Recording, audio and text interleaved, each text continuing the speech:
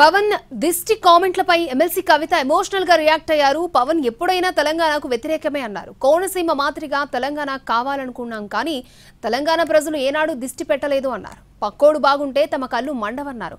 పక్కవారిది లాక్కోవాలనుకునే మనస్తత్వం కూడా తెలంగాణకు లేదన్నారు కవిత.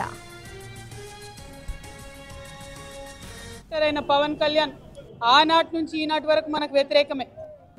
ఇవాళ కూడా ఆయన మాట్లాడుతున్నాడు తెలంగాణ నాయకుల దిష్టి కళ్ళతోని కోనసీమ పాడైందంటున్నాడు. మనం ఎన్నడూ దిష్టి పెట్టలే. కోనసీమ బాగుంది, కోనసీమ ఎట్లుందో అట్లా తెలంగాణ కావాలనుకున్నాం తప్పితే ఏనాడు కూడా తెలంగాణ బిడ్డలకు మనస్సు చిన్నగా ఉండదు, పెద్దగా ఉంటుంది, పెద్దగా ఆలోచిస్తాం.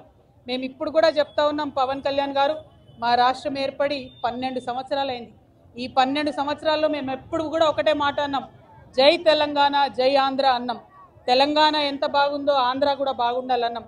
నేను ప్రత్యేకంగా లోక్సభలో నిలబడి ఆంధ్రకు ప్రత్యేక హోదా కూడా ఇవ్వాలని అడిగిన. మేము తెలంగాణ వాళ్ళం ఎప్పుడు కూడా పక్కోంది గుంజుకోవాలని చూడం. పక్కోడు బాగుంటే మా కళ్ళు మండయి. మేం బాగుండాలని కోరుకుంటాం తప్పితే పక్కవాడు చెడిపోవడాలని ఎప్పుడు కోరుకోలేదు. మా ఉద్యమంలో ఒకవేళ మేము అట్లా కోరుకున్నట్టయితే ఉద్యమ స్వరూపం వేరేలాగుండే.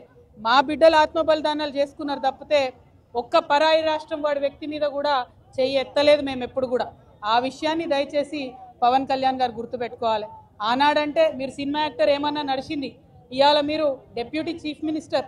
మీరు ఆంధ్రప్రదేశ్ యొక్క ప్రజలను దేశవ్యాప్తంగా రిప్రజెంట్ చేస్తారు.